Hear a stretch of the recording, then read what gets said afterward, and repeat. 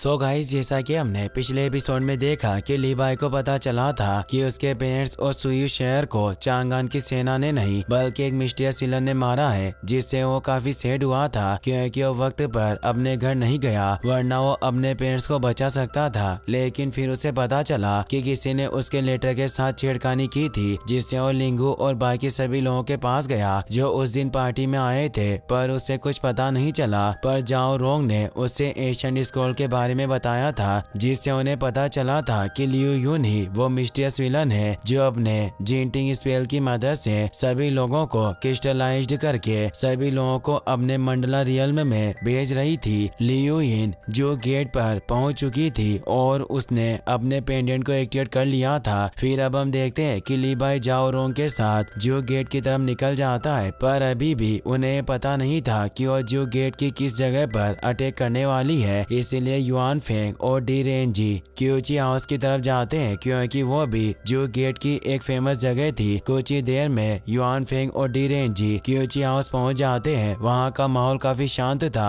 और वहां कोई भी मौजूद नहीं था, जिससे वो दोनों काफी हैरान थे। लीबाई भी जांग रोंग के साथ जो गेट पर पहुंच गया था। वहां का माहौल भी काफी शांत लग रहा था और वहां भी अभी तक कोई हमला नहीं हुआ था। तभी जो गेट के पास के इलाके में धुआं उठने लगता है क्योंकि वहां लियू यिंग ने अपना मैजिक एक्टिवेट कर लिया था, जिससे वो क्रिस्टल से बनी हुई एक बटरफ्लाई के रूप में बदल गई थी और वो अपनी पावर से सभी लोगों को क्रिस्टल में बदल रही थी। यह देखकर सभी लोग डरकर वहां से भाग रहे थे। युआन फेंग और डी रेंजी भी यह देखकर काफी हैरान थे। ताइजी पैलेस की गोडेस भी ये सब देख रही थी। लीबाई भी एक बर्ड को क्रिस्टलाइज होकर बिखरता हुआ देखता है, इसीलिए वो तेजी से उस तरफ जाने लगता है। जाओ रोंग भी उसके पीछे जाती है। वो उस क्रिस्टल से बनी हुई बटरफ्लाई को देखते हैं, जिसे देखकर हैरान रह जाते हैं क्योंकि लियू यिंग थी जो जिंदा चीजों के साथ साथ पूरे शहर को भी अपने मैजिक से क्रिस्टलाइज करके गायब कर रही थी। लीबाई को याद आता है कि उसके पेरेंट्स भी इसी तरह क्रिस्टलाइज होकर मारे गए थे और उसका पूरा सुयू शहर भी बर्बाद हो गया था। वो कहता है कि एक मॉन्स्टर है जिसने मेरे माता पिता को नुकसान पहुंचाया। यह जरूर लियू यिंग ही होगी जो अपने जिंटिंग स्पेल का इस्तेमाल करके लोगों को गायब कर रही है। वो तेजी से उस क्रिस्टल बटरफ्लाई की तरफ बढ़ने लगता है, पर बटरफ्लाई से निकलती हुई एनर्जी उनको क्रिस्टलाइज करने की कोशिश कर रही थी। लीबाई उस एनर्जी से बच रहा था और तेजी से वो उस बटरफ्लाई की तरफ बढ़ने लगता है। वही युआन फेंग और डी रेंजी पर भी बटरफ्लाई के अटैक हो रहे थे। वो उन्हें भी क्रिस्टलाइज करने की कोशिश कर रही थी, पर वो उनके अटैक से बच रहे थे। डी रेंजी अपनी मेंटल पावर से शार्ट को उस बटरफ्लाई की तरफ फेंकता है। युआन फेंग भी अपने वेपन को उस तरफ फेंकता है, पर वो बटरफ्लाई अपने विंग्स को आगे करके खुद को प्रोटेक्ट कर लेती है और अब वो तेजी से पूरे जू गेट पर अटैक करने लगती है। लीबाई भी बटरफ्लाई के विंग्स पर पहुंच गया था। जाओ रोंग भी उसकी मदद कर रही थी और वो उसे उन क्रिस्टल एनर्जी से बचा रही थी। लीबाई तेजी से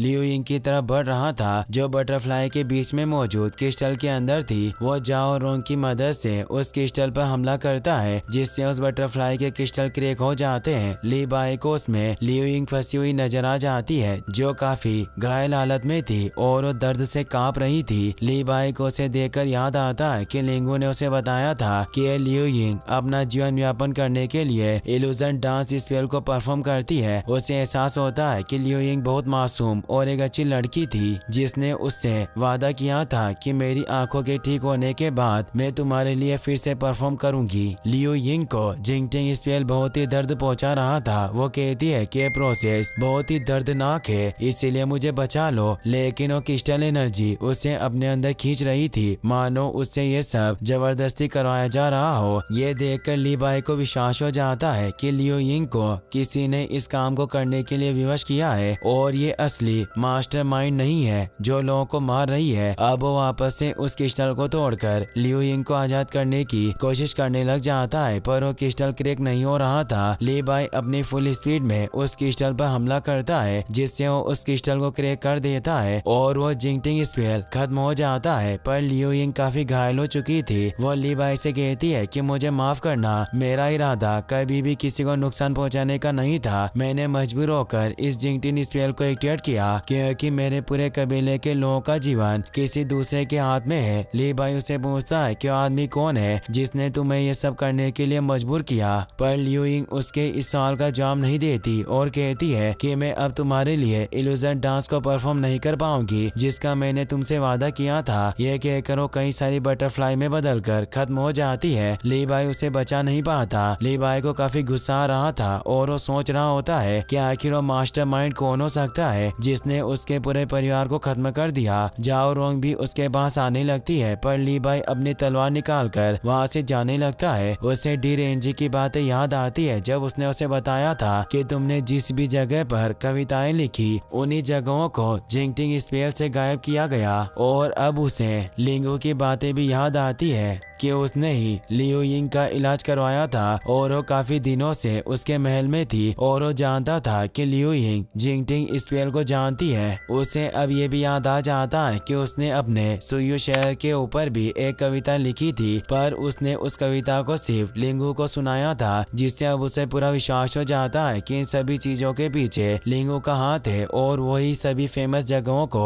गायब करके अपनी एक नई दुनिया बनाना चाहता है। चांगान में कई सारी जगहों पर लियो यिंग की तरह ही कई सारी बटरफ्लाई मौजूद थी जो लियो यिंग के कबीले के लोग थे जिन्हें लिंगू कंट्रोल कर रहा था। और लिंगू भी खुद एक टावर पर मौजूद था जो अब अपने नेकलेस को एक्टिवेट कर लेता है जिससे वो पूरे जू गेट को क्रिस्टलाइज करके अपने मैजिक से बनाई हुई दूसरी दुनिया में लेकर जाना चाहता था जिसे मंडला रियल में कहा जाता है। वो मंडला रियल में के लिए एक पोर्टल खोल लेता है। लीबाई को उस पर काफी गुस्सा आ रहा था। जाओ रोंग समझ गई थी कि लिंगू पूरे चांगान को ही बर्बाद करना चाहता है इसीलिए वो लीबाई से कहती है कि चांगान अराजकता में है, हम दोनों मिलकर भी इसे रोक नहीं सकते। हमें वापस से ताइजी सेक्टर में जाकर गोडेस को इसके बारे में बताना होगा और वो ही हमें इससे बचने का कोई तरीका बता सकती है। लीबाई कहता है कि तुम उनके पास जाओ, मैं लिंगू को रोकने जाऊंगा क्योंकि वो चाहता है कि मैं अपनी कविताएं लिखना जारी रखूं। वो मेरी कविताओं का काफी शौकीन है इसीलिए मैं उसे एक गिफ्ट दूंगा। और वो तेजी से लिंगू की तरफ बढ़ने लग जाता है। जिंगटिंग स्पेल की वजह से शहर के सभी लोग अपनी जान बचाकर भाग रहे थे पर इसका कोई फायदा नहीं था और वो क्रिस्टलाइज्ड होकर गायब हो रहे थे। युआन फेंग और डी रेंजी लोगों को बचाने की कोशिश कर रहे थे। तभी वो देखते हैं कि लीबाई उस क्रिस्टल एनर्जी के पास जा रहा है जिससे वो हैरान हो जाते हैं। लीबाई लिंगू के पास पहुंच जाता है। लिंगू से देखकर खुश होता है। वो कहता है कि फाइनली तुम यहाँ आ गए, मुझे तुम्हारा काफी देर से इंतजार था। मैंने तुम्हारी कविताओं में वर्णन किए हुए सभी खूबसूरत शहर को अपनी दुनिया में शामिल कर लिया और अब सिर्फ ये आखिरी शहर बचा है जिसे मुझे अपने कलेक्शन में शामिल करना है। लीबाई उस पर अपनी सोर्ट से हमला करता है पर लिंगू उसके अटैक से बच जाता है और उसे कहता है कि तुम मुझसे इतना नाराज क्यों हो, ये सब मैंने तुम्हारे लिए किया है। लीबाई कहता है कि तुमने कोई अच्छा काम नहीं किया, तुमने सभी जगह को बर्बाद कर दिया और तुमने लियो यिंग और उसकी फैमिली के लोगों का इस्तेमाल किया जिससे तुमने मेरे माता पिता और कई सारे निर्दोष लोगों को नुकसान पहुंचाया और ने मार डाला। तुमने ये सब क्यों किया? लिंगू से कहता है कि तुम कैसे कह सकते हो कि मैंने उन सभी लोगों को नुकसान पहुंचाया। इस दुनिया में बहुत ज्यादा गंदगी है, मैं बस इस दुनिया के कुछ अच्छे हिस्सों को अलग करके उन्हें अराजकता से दूर रखना चाहता था जिससे ही हम सबसे खूबसूरत चीज बना सकते हैं। लीबाई कहता है कि तुम इंसानों के जीवन की बिल्कुल भी परवाह नहीं करते और अब तुम सुंदरता के बारे में मुझे भाषण दे रहे हो और उस पर अटैक करता है। लिंगू अपनी तलवार से उसके अटैक से बच जाता है और कहता है कि जुगनू तो बस कीड़े होते हैं जो कुछ ही समय में नष्ट हो जाते हैं, यानी ये सारी खूबसूरत जगह हमेशा के लिए ऐसी नहीं बनी रहेगी। इसीलिए मैं इन सभी जगहों को अपने अलग डायमेंशन में लेकर जाऊंगा जहाँ ये सारी सुंदर चीजें अनंत काल तक अपनी ब्यूटी ऐसे ही बरकरार रख सकती है। और तुम भी एक बहुत ही खूबसूरत चीज हो, तुम एक सबसे शक्तिशाली तलवारबाज हो। लीबाई कहता है कि तुम एक पागल आदमी हो और उस पर अटैक करता है पर उस मैजिक नेकलेस की वजह से उसे कुछ नहीं होता क्योंकि उसने उस नेकलेस की मदद से अपने चारों ओर एक शील्ड बना ली थी। और वो कहता है कि मैं ये सब तुम्हारे लिए कर रहा हूँ, तुमने जो कविताएं लिखी वो मुझे काफी पसंद है और मैं तुम्हारी फेवरेट जगहों को संजो कर रखना चाहता हूँ, भले ही उसके लिए मुझे लाखों लोगों की जान क्यों ना लेनी पड़े। लीबाई को उस पर काफी गुस्सा आ रहा था। वो उस पर अटैक करके उसकी शील्ड को तोड़ने की कोशिश करने लग जाता है। वो लगातार उस पर कई सारे अटैक करके उस शील्ड को तोड़ देता है, जिससे वो लिंगू को इंजर्ड कर देता है। लिंगू कहता है कि तुम काफी गुस्से में हो, लगता है तुम्हें मेरा गिफ्ट बिल्कुल भी पसंद नहीं आया। लीवाई कहता है कि तुमने अभी तक जिन भी लोगों को मारा है उन्हें वापस लेकर आओ, मैं तुम्हें जिंदा छोड़ दूंगा।